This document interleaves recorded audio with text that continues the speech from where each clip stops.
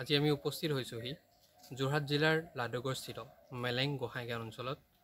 এই মেলেং গোহাঁইগাঁও অঞ্চলতে আছে বীৰ লাচিত মৈদাম আৰু এই লাচিত মৈদামতে সমাধিস্থ কৰা হৈছিল এই বীৰ যোদ্ধাগৰাকীক। গতিকে আমি জানিবলৈ ইয়াত উপস্থিত হৈছোঁহি এই লাচিত মৈদামৰ ইতিহাস সম্বন্ধে। ইয়াত মৈদাম দিয়াৰ আপোনাৰ যিটো প্ৰথা সেইমতেই ইয়াত মানে মৈদাম দিয়া হৈছে। কি কয় শৰাইঘাটৰ যুদ্ধৰ পিছত ইয়াত লাচিত বৰফুকনক এই স্থানতেই এই পবিত্ৰ স্থানতেই সমাধিস্থ কৰা হৈছিলে।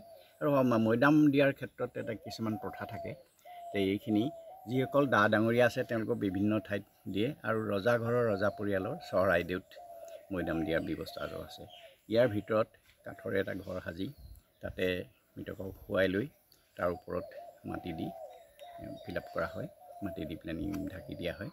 আৰু এইটো কৰিবলৈ যাওঁতে এটা পুখুৰী প্ৰায় বিঘা 12 লোচা মানৰ লাচিত বৰফুকনৰ পুখুৰী বুলিয়ে জনা যায়। সৰু কিবা তাত পুখুৰী আছিলে প্ৰথমতে চাগে।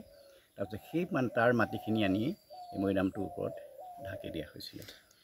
হয়। আৰু আপোনাৰ যিহেতুকে আপুনি এই লাচিত বৰফুকন মৈদামৰ পৰিচালকৰ দায়িত্ব পালন কৰি আছে বৰ্তমান, আপোনাৰ এই কাৰ্যকালত আজি 30 বছৰৰ আগতে যিটি লাচিত বৰফুকনৰ মৈদাম আছিলে আৰু বৰ্তমানৰ মৈদাম যিটো অৱস্থাত আছে সেই মৈদামৰ বিষয়ে অকণমান তাৰ তুলনামূলক অধ্যয়ন মানে যিটো পাৰ্থক্য সেই পাৰ্থক্যটো অকণমান জনাওকচোন। তেতিয়াতো মানুহে বা বীৰ বীৰাংগনাসকলক তেনেধৰণে মানে বিশেষকৈ সমাধিৰ ক্ষেত্ৰত সিমান গুৰুত্ব দিয়া নাছিলে।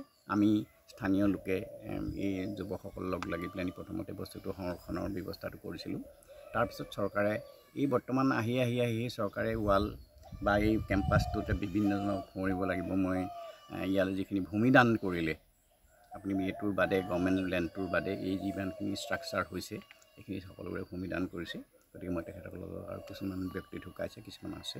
গতিকে সকলোকে মই শ্ৰদ্ধা জ্ঞাপন কৰিছোঁ। আৰু যিসকলে এই অনুদান DSK সিনহা, বিজয় সন্দিকৈ, তৰুণ গগৈ আৰু শেষত সৰ্বানন্দ সোণোৱাল ডাঙৰীয়া মুখ্যমন্ত্ৰী, তেখেতসকলকে ধন্যবাদ জ্ঞাপন কৰিছোঁ যে এই কনষ্ট্ৰাকশ্যনটো যিখিনি বস্তু হৈছে এটা পবিত্ৰ জেগালৈ যাতে পৰ্যটকৰ আকৰ্ষণ যথেষ্ট আহিছে।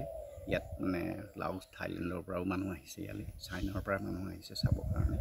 গতিকে কিন্তু যেনেকৈ হ'ব লাগিছিলে তেনেধৰণে হোৱা নাই। আমাৰ গোটেই লাইফটোৱে আমি ইয়াত কটালোঁ।